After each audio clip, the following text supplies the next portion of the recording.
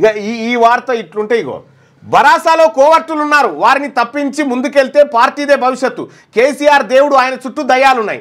గతంలో కూడా అనేక సార్లు లేఖలు రాసే ఆ ఎమ్మెల్సీ కల్వకుంట్ల కవిత. ఇక్కడ ఈనాడు పత్రికలో ఉన్నటువంటి హెడ్లైన్, బరాసాలో కోవర్టులు ఉన్నారు, కేసీఆర్ చుట్టూ దయ్యాలున్నాయని చెప్పి ఈనాడులో రాసిరు.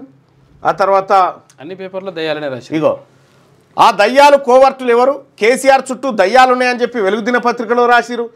కేసీఆర్ చుట్టూ దేవుడి చుట్టూ దయ్యాలున్నాయని చెప్పి ఏది ఇండ్ల రాసిరు ఆంధ్రజ్యోతిలో. ఇగో ఇందులో కూడా లెక్క తేలాల్సిందే, లేఖ గుట్టు విప్పిన కవిత, హక్కు కోసమే ఆరాటం అని చెప్పి ఆ దయ్యాల టాపిక్ ఇందులో కూడా ప్రధానంగా ఉంది.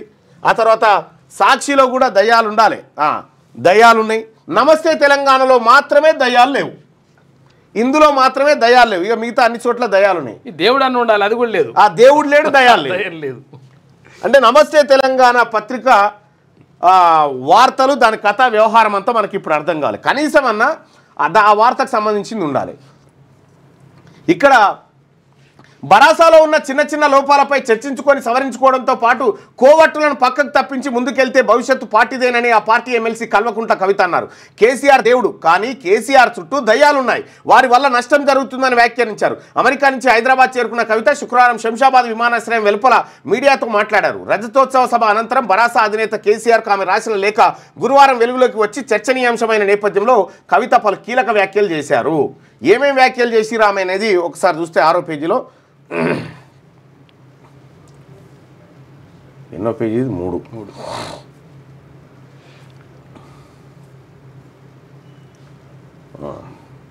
బా ఇది అద్భుతం. ఇదో మాదిగలకు మంత్రి పదవి ఇవ్వాలని జానారెడ్డి కొడుకు వినతి పత్రం ఇస్తుంది. ఎవరికి? రేవంత్ రెడ్డి గారికి. ఓకే ఓకే, ఇది కాదు కదా. బరాసాలో కోట్లు, నా కుమారుడి గ్రాడ్యుయేషన్ కార్యక్రమానికి వెళ్ళిన తర్వాత లేఖ లీక్ అయి హంగామా జరిగినట్టు తెలిసింది. 2 వారాల క్రితం నేను కేసీఆర్కు లేఖ రాశా. గతంలో కూడా లేఖల ద్వారా కేసీఆర్కు అనేక సార్లు అభిప్రాయాలు చెప్పా. నాపై కుట్రలు కుతంత్రాలు జరుగుతున్నాయని ఇటీవలే చెప్పా.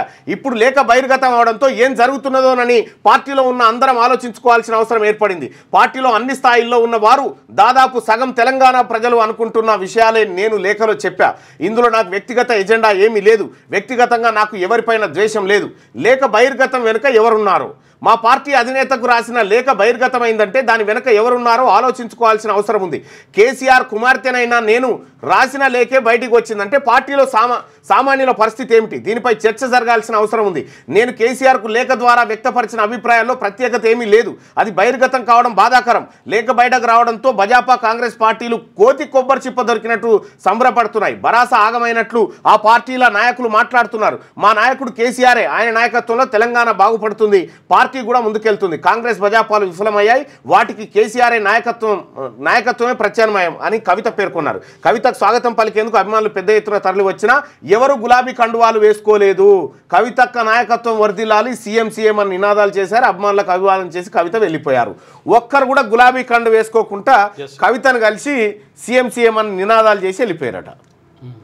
ఈ పంచాయతీ ఏంది? ఇది బ్లూ కలర్ బోర్డులు పట్టుకొచ్చి ఇది వాంటెడ్గా జరుగుతున్నటువంటి ఒక కార్యక్రమం. దీన్ని ఇంకా ఇన్డెప్త్కి పోయి చూడాల్సినటువంటి అవసరం ఉంది.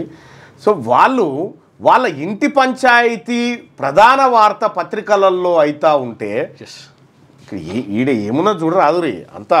ఇగో ఈయన రెడ్డి గారే, ఆయన రెడ్డి గారే, ఆమె వెలమామినేనా, ఇది ఒక ఇది పాకిస్తాన్ పంచాయతీనా, ఇది ఇట్లనేనా? ఈయన బీసీల వార్తలు, బీసీలు ఎప్పుడైతే మొత్తం పేపర్లో సగం పేజీ బీసీల వార్తలు వస్తాయో అప్పుడు బీసీ రాజ్యం వచ్చినట్టు.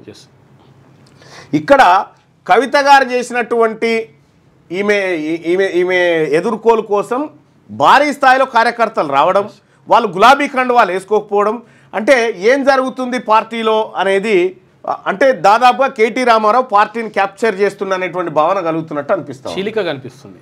రైట్గా డాడీ డాటర్ లేక ఓ డ్రామా. రాష్ట్రానికి కొత్తగా 3 కేంద్ర సంస్థల మంజూరు, కేంద్ర మంత్రి కిషన్ రెడ్డి. బరాసా మునిగిపోతున్న నావాని, డాడీ డాటర్ లేక ఓ డ్రామా అని కవిత కేసీఆర్కు రాసిన లేఖకు ప్రాధాన్యం ఇవ్వాల్సిన అవసరం లేదని కేంద్ర మంత్రి భాజపా రాష్ట్ర అధ్యక్షుడు కిషన్ రెడ్డి పేర్కొన్నారు. శుక్రవారం భాజపా రాష్ట్ర కార్యాలయంలో విలేకరుల సమావేశంలో ఆయన మాట్లాడారు. అయితే ఇటీవల కాలంలో ఒక విషయం ఏం తెలుస్తుందంటే, కవిత గారు ఇటీవల కాలంలో సోనియా గాంధీ గారిని కలిసిందనేది ఒక చర్చ జరుగుతూ ఉంది.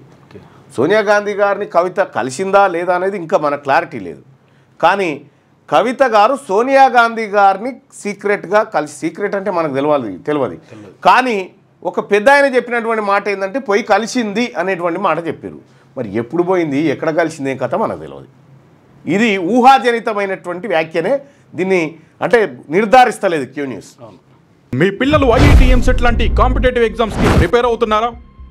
జాబ్స్ కోసం చేసే ప్రయత్నంలో విఫలమవుతున్నారా? ఇంగ్లీష్పై పట్టు సాధించలేక పోటీ ప్రపంచంలో వెనుకబడుతున్నారా?